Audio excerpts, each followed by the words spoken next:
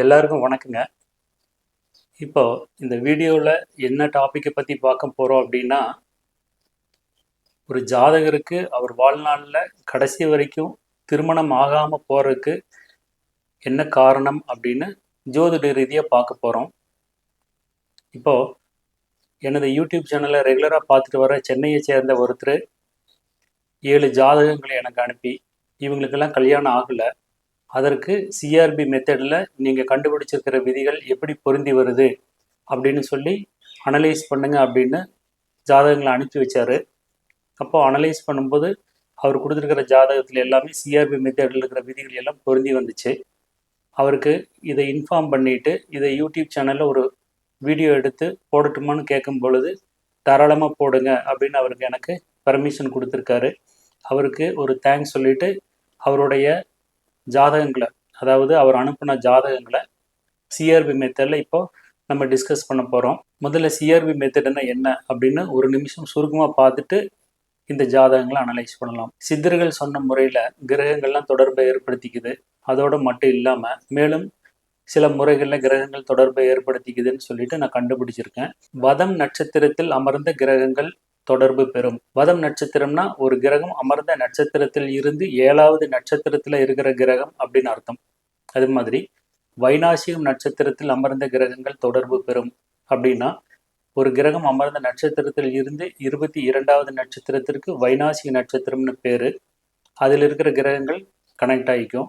அதே மாதிரி ஒரு கிரகத்திற்கு 3 நட்சத்திரங்கள் இருக்குது. அந்த 3 நட்சத்திரங்களில் அமர்ந்த கிரகங்கள் தொடர்பு பெறும். அந்த 3 நட்சத்திரங்களில் உள்ள கிரகங்களை அந்த 3 நட்சத்திரங்களுக்குள் இடமாற்றி வைத்து பார்க்கலாம். மேலும் வேதை நட்சத்திரத்தில் அமர்ந்த கிரகங்கள் தொடர்பு பெறும். இது போல இன்னும் ஒரு சில முறைகளில் கிரகங்கள் தொடர்பை ஏற்படுத்திக்குதுன்னு புதுசாக கண்டுபிடிச்சிருக்கேன். அதற்கு ப்ரூஃபாக தான் இந்த மாதிரியான வீடியோக்களை நான் உங்களுக்கு கொடுத்துட்டு வரேன். சிஆர்பி மெத்தடை பற்றி சுருக்கமாக ஒரு வீடியோ ஏற்கனவே பப்ளிஷ் பண்ணியிருக்கேன்.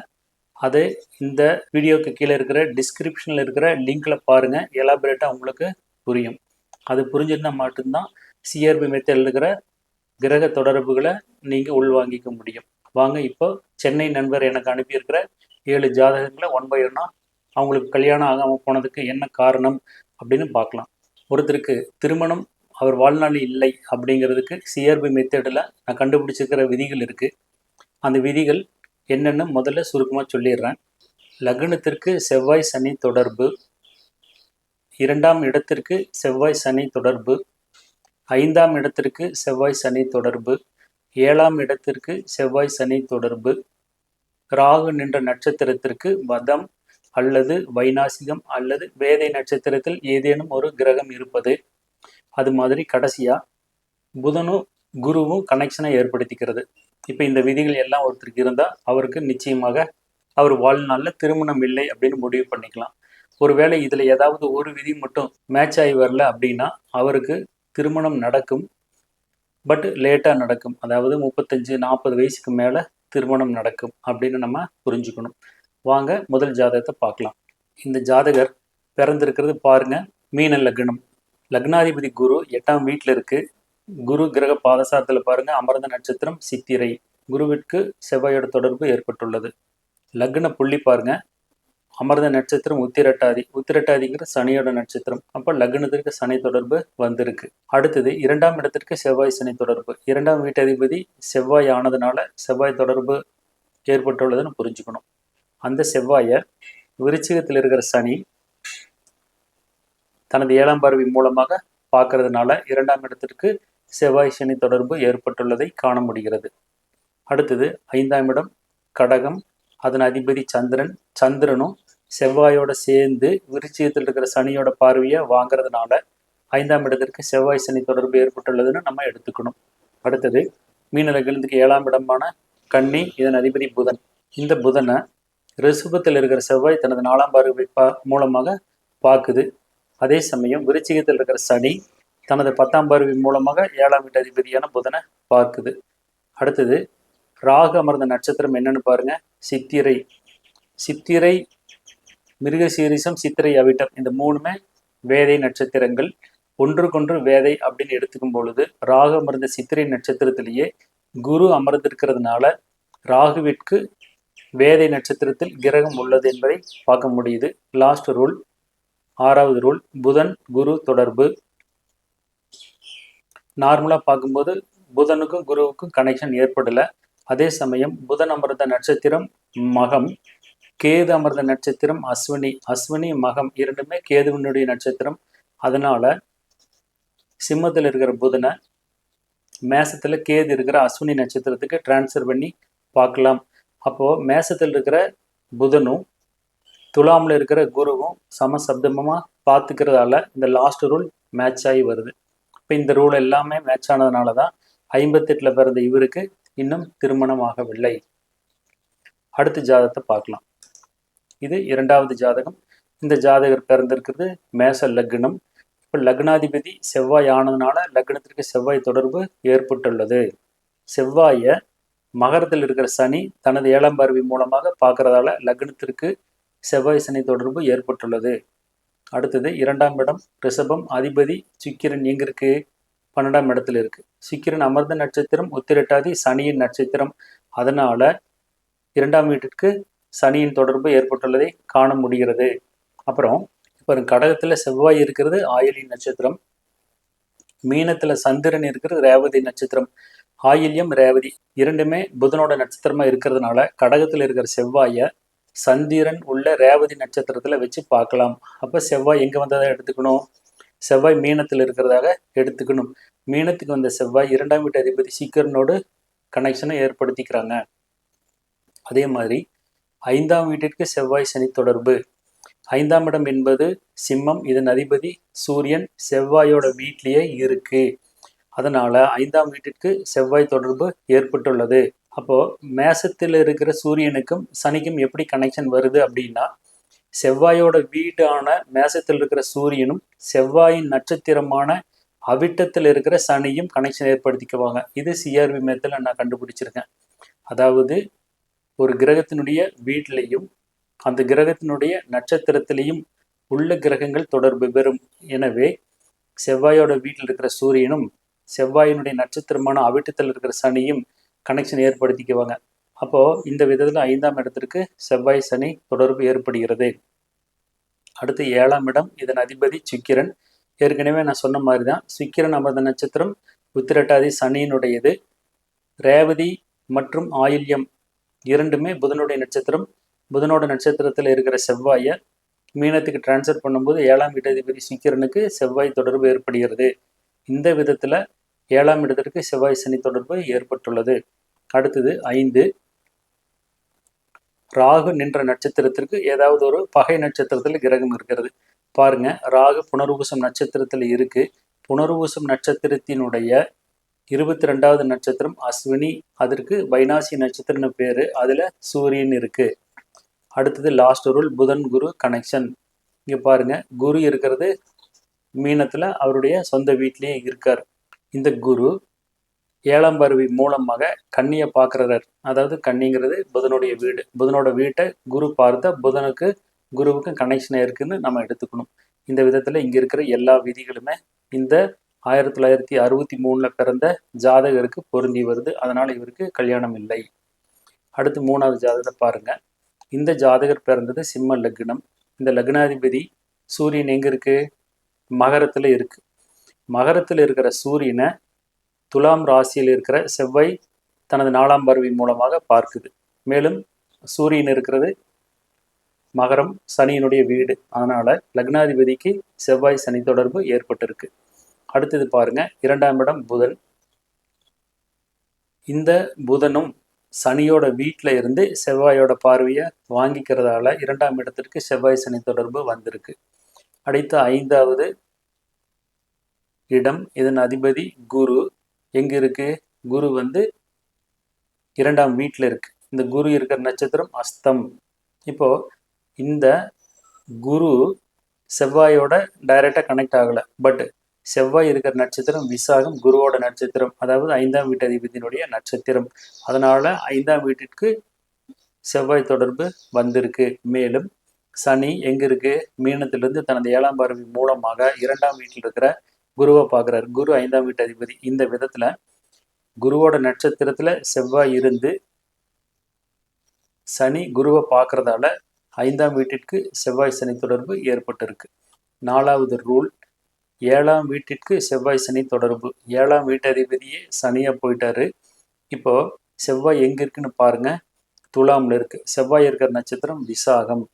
7ஆம் வீட்டில் இருக்கிற சுக்கிரன் இருக்கிற நட்சத்திரம் பூரட்டாதி. இப்போ விசாகம் பூரட்டாதி இரண்டுமே குருவினுடைய நட்சத்திரம். குருவினுடைய நட்சத்திரத்தில் இருக்கிற காரணத்தினால துலாம்ல விசாகத்தில் இருக்கிற செவ்வாயை பூரட்டாதி நட்சத்திரத்தில் வச்சு பார்க்கலாம். அப்போ 7ஆம் இடத்துக்கு செவ்வாய் டிரான்ஸ்ஃபர் பண்ணும் பொழுது 7ஆம் வீட்டிற்கு செவ்வாய் தொடர்பு ஏற்படுகிறது. இப்போ 5வது விதி, ராகுவிற்கு பகை நட்சத்திரத்தில் ஏதாவது கிரகம் இருக்கிறது. இங்க பாருங்க, ராகு இருக்கிற நட்சத்திரம் உத்திரட்டாதி. உத்திரட்டாதி நட்சத்திரத்தின் வேதை நட்சத்திரம் பூரம், அதுல லக்ன புள்ளி இருக்கு. இப்போ இது மாதிரி ராகுவிற்கு ஏதாவது ஒரு விதத்துல வதம் அல்லது வைநாசிகம் அல்லது வேதை நட்சத்திரத்தில் ஏதாவது கிரகம் இருக்கணும். அப்படி ராகு அமர்ந்த உத்திரட்டாதி நட்சத்திரத்திற்கு வேதை நட்சத்திரம் பூரம், இதுல லக்னம் இருக்கு. லாஸ்ட் ரூல், புதன் குரு தொடர்பு. குரு இருக்கிறது எங்க? புதனோட வீட்டில். மேலும் அந்த குரு தனது 5ஆம் பார்வை மூலமாக மகரத்தில் இருக்கிற புதனை பார்க்குறாரு. இது மாதிரி குருவும் புதனும் கனெக்ட் ஆகிக்கிறாங்க. இப்போ இந்த 6 விதிகளும் பொருந்தி வந்த காரணத்தினால 1969 பிறந்த இந்த ஜாதகருக்கு இன்று வரை திருமணம் இல்லை. அடுத்தது 4வது ஜாதகம் பாருங்க. இந்த ஜாதகர் பிறந்தது ரிஷப லக்னம். லக்னாதிபதி சுக்கிரன் எங்க இருக்காரு? கும்பத்தில் இருக்கார். இப்போ இதற்கு செவ்வாய் தொடர்பு வரணும். பாருங்க, செவ்வாய் அஸ்வினி நட்சத்திரத்தில் இருக்கு, மாந்தி மகம் நட்சத்திரத்தில் இருக்கு. அஸ்வினி மகம் கேதுவோட நட்சத்திரம். அதனால செவ்வாயை மேசத்திலிருந்து மாந்தி உள்ள சிம்ம ராசிக்கு டிரான்ஸ்ஃபர் பண்ணி பார்க்கலாம். இப்படி பண்ணும் பொழுது இந்த செவ்வாயானது லக்னாதிபதியான சுக்கிரனை பார்க்குறாரு. மேலும் லக்னாதிபதி சுக்கிரன் சனியோட வீட்டிலேயே இருக்காரு. எனவே லக்னத்திற்கு செவ்வாய் சனி தொடர்பு வந்திருக்கு. 2வது விதி என்னன்னா, 2ஆம் இடத்திற்கு செவ்வாய் சனி தொடர்பு. 2ஆம் வீட்டு அதிபதியான புதன் மீனத்துல இருக்கு. மீனத்தில் இருக்கிற புதனை சிம்மத்திற்கு இடம் மாறிய செவ்வாய் தனது 8ஆம் பார்வை மூலமாக பார்க்கிறாரு. மேலும் சனியோட சேர்ந்து இருக்காரு. எனவே 2ஆம் இடத்திற்கு செவ்வாய் சனி தொடர்பு ஏற்படுகிறது. ரூல் 3, 5க்கு செவ்வாய் சனி தொடர்பு. இப்போ ஏற்கனவே 2ஆம் வீட்டு அதிபதி புதனுக்கு சொன்ன மாதிரி தான் 5ஆம் வீட்டு அதிபதி புதனே ஆனந்த காரணத்தினால ஏற்கனவே சொன்ன மாதிரி சிம்மத்தில் இருக்கிற செவ்வாய் 8ஆம் பார்வை மூலமாக பார்க்கிறது. புதன் சனியோடு நேரடியாக இணைந்துள்ளது. அடுத்தது ரூல் 4, 7க்கு செவ்வாய் சனி தொடர்பு. இந்த ரிஷப லக்னத்தினுடைய 7ஆம் இடம் விருச்சிகம், இதன் அதிபதி செவ்வாய். இந்த செவ்வாய் தனது 8ஆம் பார்வை மூலமாக சனியை பார்க்கிறாரு. எனவே 7ஆம் வீட்டிற்கு செவ்வாய் சனி தொடர்பு ஏற்பட்டுள்ளது. மேலும் பாருங்க, 7ஆம் இடமான விருச்சிகத்துல கேது இருக்கு. இந்த கேதுவுக்கு சொந்த வீடு இல்லாத காரணத்தினால எந்த வீட்டில் இருக்காரோ அந்த வீட்டு அதிபதியாக செயல்படுவார். அப்ப கேது செவ்வாயாக செயல்படுவதாக கொள்ள வேண்டும். கேது இருக்கிற நட்சத்திரம் கிரக பாதசாரத்துல பாருங்க, கேது அனுசத்துல இருக்கு. அனுசம் என்பது சனியுடைய நட்சத்திரம். இந்த விதத்திலையும் 7ஆம் இடத்திற்கு சனியினுடைய தொடர்பு ஏற்பட்டிருக்கு. அடுத்தது 5வது ரூல், ராகுவிற்கு வதை அல்லது வைநாசிகம் அல்லது வேதை நட்சத்திரத்தில் ஏதேனும் ஒரு கிரகம் இருப்பது. ராகு இருக்கிற நட்சத்திரம் கார்த்திகை. இந்த கார்த்திகை நட்சத்திரத்தினுடைய வைநாசி நட்சத்திரம் சதயம். அதுல சுக்கிரன் இருக்கு. அதனாலதான் இப்படி வந்து டாட்டட் மார்க் பண்ணி காட்டியிருக்கேன். அப்போ ராகு இருந்த கார்த்திகை நட்சத்திரத்தின் 22வது நட்சத்திரம் என்று சொல்லப்படுகிற வைநாசிகம் நட்சத்திரம் சதயம், அதுல சுக்கிரன் இருக்கு. எனவே ரூல் 5 பொருந்தி வருகிறது. லாஸ்ட் ரூல் 6வது, புதன் குரு தொடர்பு. இங்க பாருங்க, புதன் குருவோட வீட்டில் இருக்கார். புதன் குருவோட வீட்டில் இருக்கார்.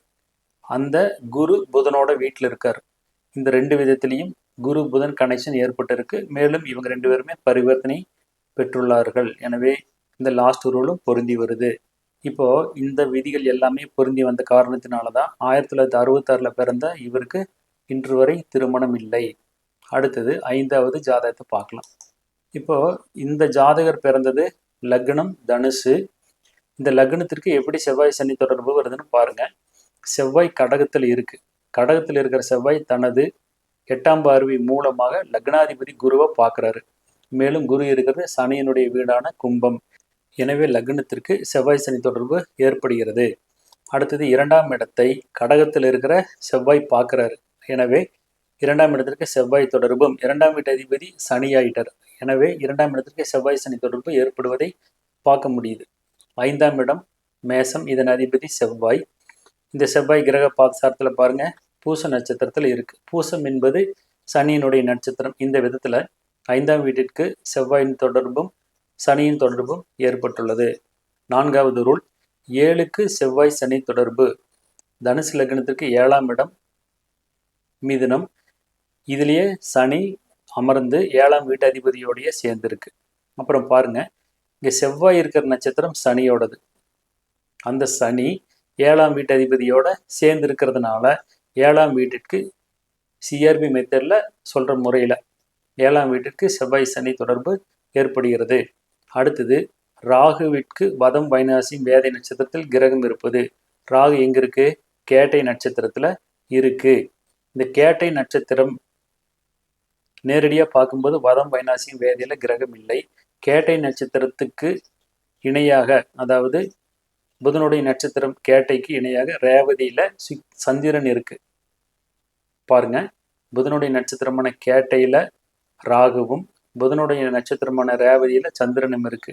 அதனால ராகுவை சந்திரன் இருக்கிற இடத்துல ஷிஃப்ட் பண்ணி பார்க்கலாம். அதனாலதான் இப்படி ஒரு சின்ன கனெக்ஷன் பண்ணி காட்டியிருக்கேன். அப்ப சந்திரனுடைய இடத்துல ராகு இருக்கிறத வச்சுக்கணும். ஏன்னா ஏற்கனவே சொல்லியிருக்கேன், ஒரு கிரகத்திற்கு 3 நட்சத்திரங்கள் இருக்கு. அந்த 3 நட்சத்திரத்தில் உள்ள கிரகங்களை அந்த 3 நட்சத்திரங்களுக்குள் இடமாற்ற வைத்து பார்க்கலாம்.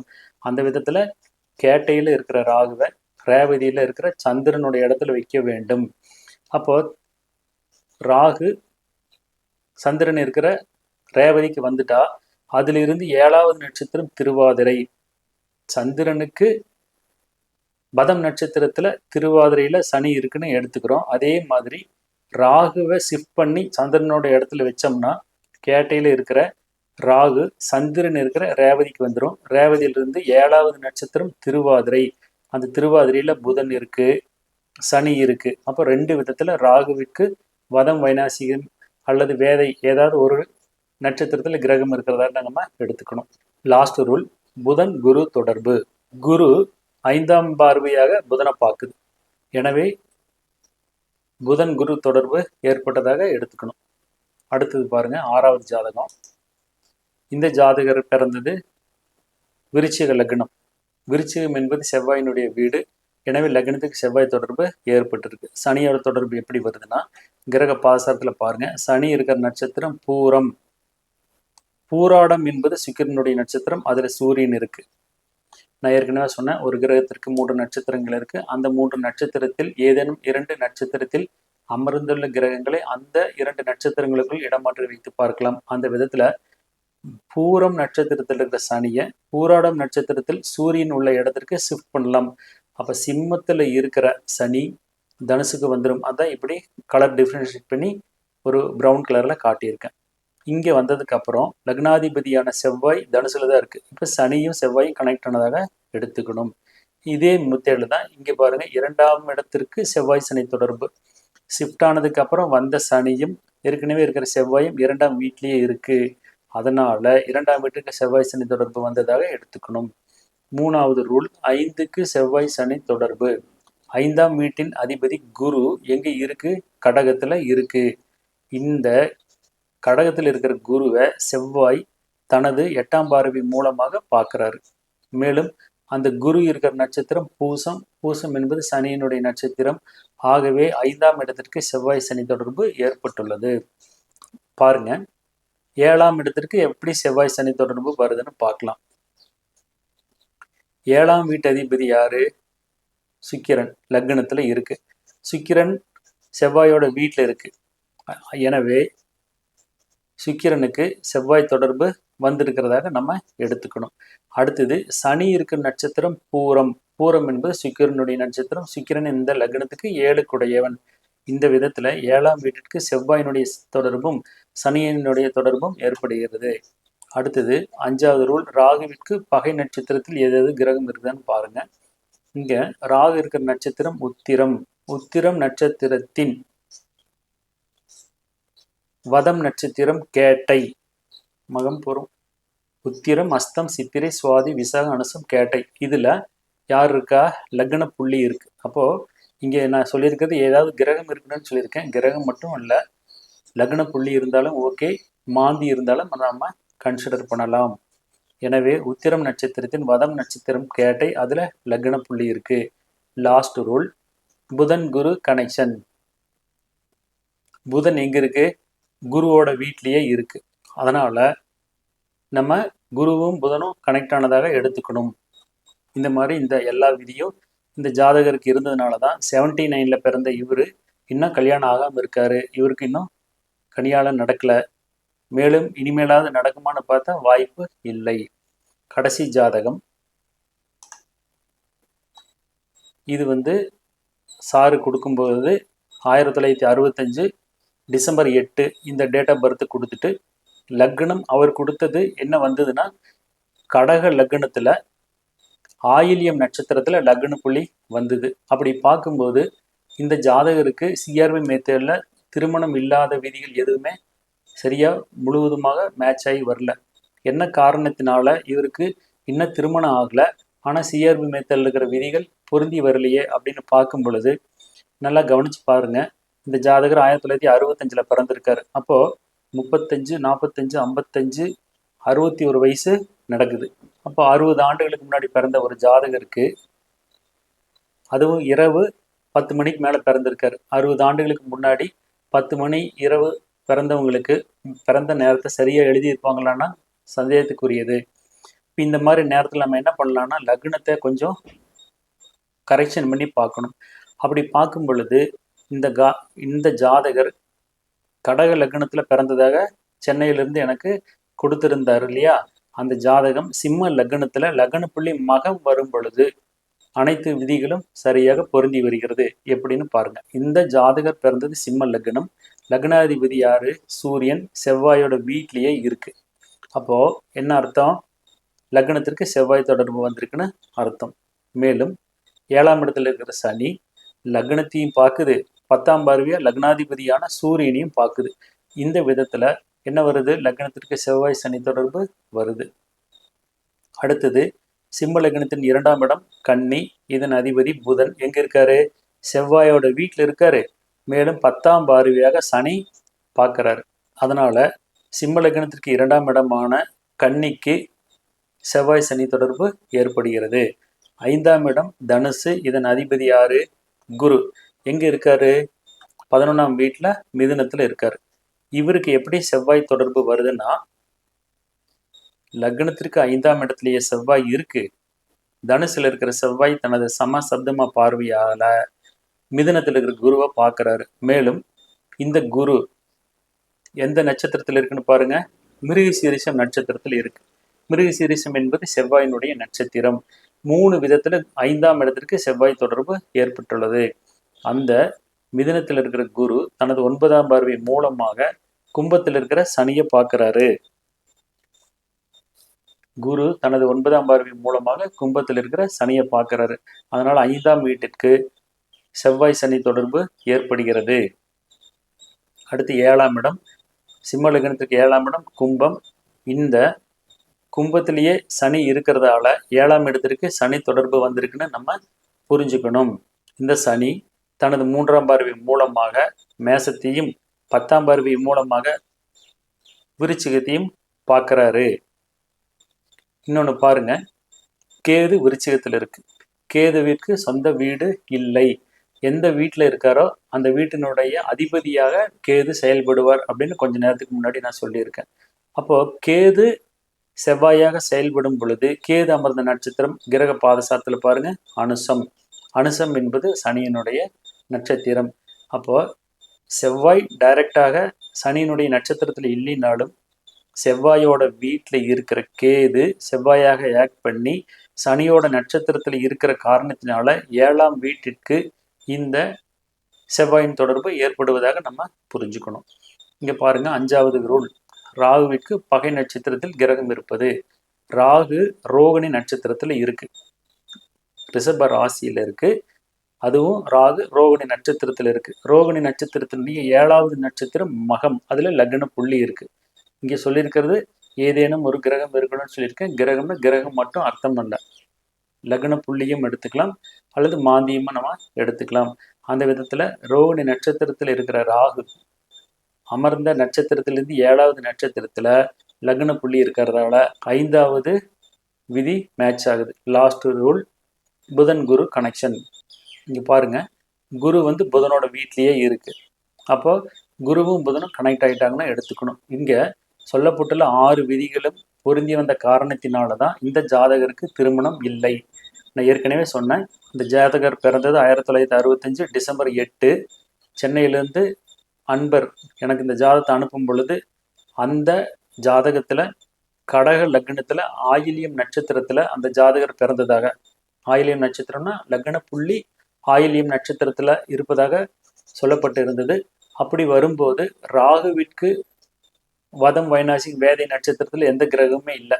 அப்போ இந்த ஜாதகர் மகம் நட்சத்திரத்தில் பிறந்திருந்தால் மட்டும்தான், அதாவது லக்ன புள்ளி மகம் நட்சத்திரத்தில் இருந்ததால் மட்டும்தான் திருமணம் ஆகாமல் போனதுக்கு விதிகள் கரெக்டாக மேட்ச் ஆகுது. ஏன்னா இந்த மாதிரி 60 ஆண்டுகளுக்கு முன்னாடி பிறந்தவங்களுக்கெல்லாம் இரவுல பிறந்திருக்கும் பொழுது அரை மணி நேரம் 3/4 மணி நேரம் தவறுகள் ஏற்பட சகஜம். இது அனைத்து ஜோதிடர்களுக்கும் நன்கு தெரியும். எனவே இந்த 7 ஜாதகங்களுக்கும் திருமணம் இன்று வரை இல்லை, இனிமேலும் நடக்காது என்பதற்கு சிஆர்பி மெத்தடில் நான் கண்டுபிடிச்சிருக்கிற விதிகள் எப்படி மேட்ச் ஆகிருக்குன்னு உங்களுக்கு நான் காமிச்சிருக்கேன். இது போல் மேலும் எனது யூடியூப் சேனலை ஃபாலோ பண்ணிட்டு இருக்கிறவங்களுக்கு ஏதாவது ஒரு டாப்பிக்கில், அதாவது நான் 64 தலைப்புகளில் ஜோதிடத்தில் ஆராய்ச்சி செய்து ஜோதிட அமுதம் பாகம் 1, 2, 3ன்னு நூல் எழுதியிருக்கேன். அந்த 64 தலைப்புகளில் யாராவது இது போல் 5 ஜாதகம் 10 ஜாதகம் இருந்ததுன்னா எனக்கு அனுப்பி வைங்க. அதை இது போல் ஒரு வீடியோவாக ரெக்கார்ட் பண்ணி யூடியூப் சேனலில் அவங்களுடைய பேர் இல்லாமல் ஜோதிட மாணவர்கள் பயன்படுவதற்காக நம்ம பயன்படுத்திக்கலாம். திருச்சிற்றம்பலம்.